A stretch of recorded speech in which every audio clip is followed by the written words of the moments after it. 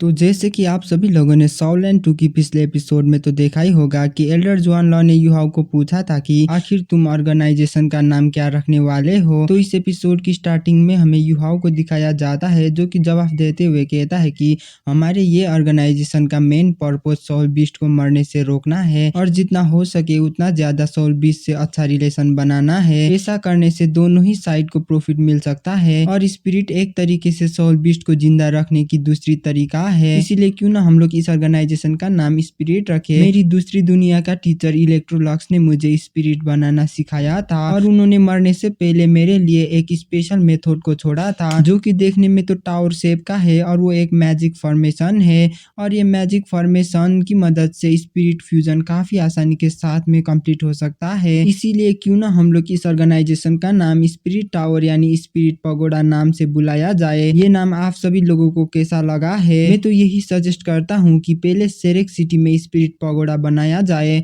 और same time में spirit pagoda की हेडक्वार्टर्स भी सेरेक सिटी में ही रहेगा क्योंकि सेरेक एकेडमी को पूरे कॉन्टिनेंट की लोग जानते हैं और इसीलिए स्पिरिट टावर को सेरेक एकेडमी में बनाना एक अच्छी चॉइस रहेगा। और जब पहला स्पिरिट टावर सक्सेसफुल होता है तो हम लोग दूसरे स्पिरिट टावर को तीनों एम्पायर्स यानी पूरे कॉन्टिनेंट में एस्टेब्लिश करेंगे। और भाई लोग वैसे अगर बात किया जाए तो स्पिरिट पगोडा एक टावर है। इस ऑर्गेनाइजेशन का नाम स्पिरिट टावर से स्पिरिट पगोडा इसीलिए हुआ था क्योंकि हुओ युहाओ हमेशा अपने टीचर इलेक्ट्रोलॉक्स को याद रखना चाहता था जो कि अभी के लिए तो मर गए हैं और उन्होंने मरने से पहले युहाओ को कहा था कि उनकी जीवन का उन्होंने किया हुआ सबसे अच्छा काम यही था कि उन्होंने भी अपनी दुनिया में एक टावर को बनाया था और उस टावर का नाम टावर ऑफ इटर्निटी था। और भाई लोग आप सभी लोगों ने तो ये बात जान चुके होंगे कि टावर ऑफ इटर्निटी आखिर क्या है। आप सभी लोगों ने टावर ऑफ इटर्निटी को थ्रोन ऑफ सील में देखा होगा और आप सभी लोग ये बात भी जान चुके होंगे कि थ्रोन ऑफ सील में लॉन्ग हाउचैन के पास एक लॉकेट है और उसी लॉकेट के मदद से हाउचैन टावर ऑफ इटर्निटी में जाता था। तो चलो हम लोग दोबारा से कहानी को कंटिन्यू करते हैं। वैसे तो युहाओ ने कभी भी टावर ऑफ इटर्निटी को नहीं देखा था लेकिन टावर ऑफ इटर्निटी उसके टीचर इलेक्ट्रोलॉक्स को सबसे ज्यादा पसंद था क्योंकि उनकी लाइफ की एंड में उन्होंने ट्रू लव करने वाले लोगों को देखा था जो कि एक दूसरे के लिए कुछ भी करने के लिए तैयार थे। और तो और इतना ही नहीं बल्कि उन्होंने अपने डिसाइपल की बॉयफ्रेंड को इटर्नल हार्ट भी गिफ्ट किया था। फिर हमें एल्डर जुआन लॉ को दिखाया जाता है जो कि युहाओ की स्पिरिट टावर की बातों से काफी ज्यादा ही खुश हो गए थे। वैसे अगर बात किया जाए तो ऑर्गेनाइजेशन की नाम ज्यादा कुछ मैटर नहीं करता था, नाम तो सिर्फ लेवल रखने के लिए ही था।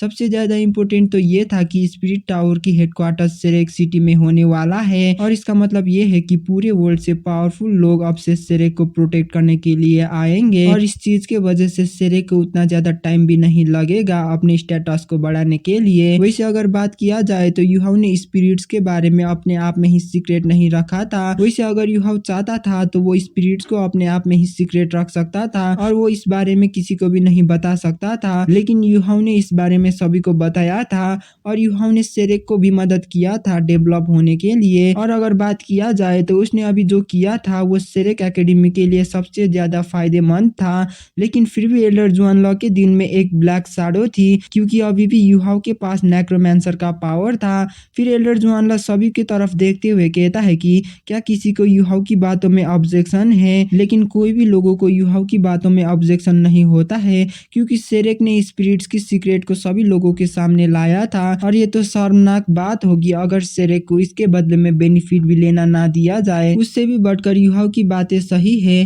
क्योंकि सेरेक को सभी लोग जानते हैं और सेरेक सिटी तीनों कॉन्टिनेंट के सेंटर में है। फिर युहाओ दितियान की तरफ मुड़ जाता है और दितियान भी अपने सर को हिलाते हुए युहाओ को परमिशन दे देता है। दितियान की परमिशन दे देने के साथ ही सभी लोग एक बार दोबारा से चीयर करते हैं और इसी के साथ सभी पावरफुल इंडिविजुअल अपने अपने एम्पायर्स में लौट जाते हैं। टांगसेट की मेंबर्स और सेरेक की एल्डर्स भी अपने अपने जगह में लौट गए थे और वो लोग लौटने के साथ ही सभी लोगों ने तैयारी करना शुरू कर दिया था स्पिरिट पगोडा को इस्टेब्लिश करने के लिए। वो युहाओ ने पूरे मंथ स्पिरिट के ऊपर रिसर्च किया था। युहाओ को अभी भी स्पिरिट पगोडा की ब्लूप्रिंट बनाना बाकी था और उसे अभी भी मैजिक फॉर्मेशन की सीक्रेट नॉलेज को सीगट पवेलियन में सील्ड करना था। और अगर बात किया जाए तो इस टाइम में किसी ने भी युहाओ की अनडेड्स की आर्मी के बारे में कुछ भी नहीं पूछे थे। वैसे तो युहाओ सेरेक सिटी में नहीं लौटा था, दितियान ने उसे स्टार्डो फॉरेस्ट में ही रहने को कहा था और इसका मतलब ये था कि सिर्फ युहाओ ही सेरेक एकेडमी में नहीं जा सकता है लेकिन सेरेक एकेडमी के लोग युहाओ को देखने के लिए आ सकते हैं। हैं, लेकिन वो लोग युहाओ को सेरेक में दोबारा से नहीं ले जा सकते हैं। लेकिन फिर भी युहाओ ने इस चीज के बारे में भी ज्यादा नहीं सोचा था, उसने सिर्फ अपने काम के ऊपर ही ध्यान दिया था। स्पिरिट पगोडा की कॉन्फ्रेंस मीटिंग सेकेंड मंथ में हुआ था, जब युहाओ स्पिरिट्स के बारे में रिसर्च कर रहा था और सभी लोगों ने एल्डर जुआन को ही स्पिरिट पगोडा की फर्स्ट मास्टर के रूप में चूज किए थे। वैसे अगर बात किया जाए तो युहाओ स्पिरिट पगोडा की लाइफ टाइम का मेंबर बन गया था और उसे हमेशा के लिए स्पिरिट पगोडा की ऑनरेबल पगोडा मास्टर की टाइटल दिया था। और इसी दरमियान में स्पिरिट पगोडा ने ग्रेट स्टार्डो फॉरेस्ट से भी बात किया था और अंत में जाकर स्पिरिट पगोडा सेरेक सिटी में नहीं बनाया गया था, बल्कि सेरेक सिटी से 5 किलोमीटर दूर बनाया गया था, क्योंकि इस चीज के वजह से स्पिरिट पगोडा में इंसान और सोल बीस्ट दोनों ही अपने मर्जी से आ जा सकते थे और इस चीज के वजह से इंसान और सोल बीस्ट दोनों ही स्पिरिट पगोडा को काफी आसानी के साथ में इस्तेमाल कर सकते थे। और सेम टाइम में स्पिरिट पगोडा में 37 इंसानी मेंबर्स थे, जबकि स्टार्डो फॉरेस्ट से भी कुछ सोल बीस्ट मेंबर्स बन गए थे। वैसे अगर बात किया जाए तो सोल बीस्ट को दितिया ने पर्सनली लीड किया था और वहाँ पे मेंबर की तौर में बीजी, मायरी डेमन किंग, 3 हेडेड स्कारलेट मिस्टी, वियर लॉर्ड और बाकी थे। फिर हमें बताया जाता है कि स्पिरिट पगोडा की स्टैब्लिश होने के बाद ऐसे ही पूरे 3 मंथ बीत गए थे। फिर हमें किसी की आवाज को सुनाई देता है जो कहता है कि एल्डर दितियान युहाओ अभी भी ग्रेट स्टार्डो फॉरेस्ट की कोर रीजन में ही है और इन पिछले 3 मंथ से स्पिरिट पगोडा भी अच्छी तरीके से काम कर रहा है और युहाओ की वजह से अभी के टाइम में सोल बीस्ट और इंसानों की रिलेशन भी कुछ ज्यादा ही अच्छा हो गया है। लेकिन फिर भी युहाओ ही एक अकेला इंसान है जो कि अभी तक भी हमारे स्टार्डो फॉरेस्ट की स्लॉदरन ग्राउंड में है और हम युहाओ को वैसे ही ट्रीट कर रहे हैं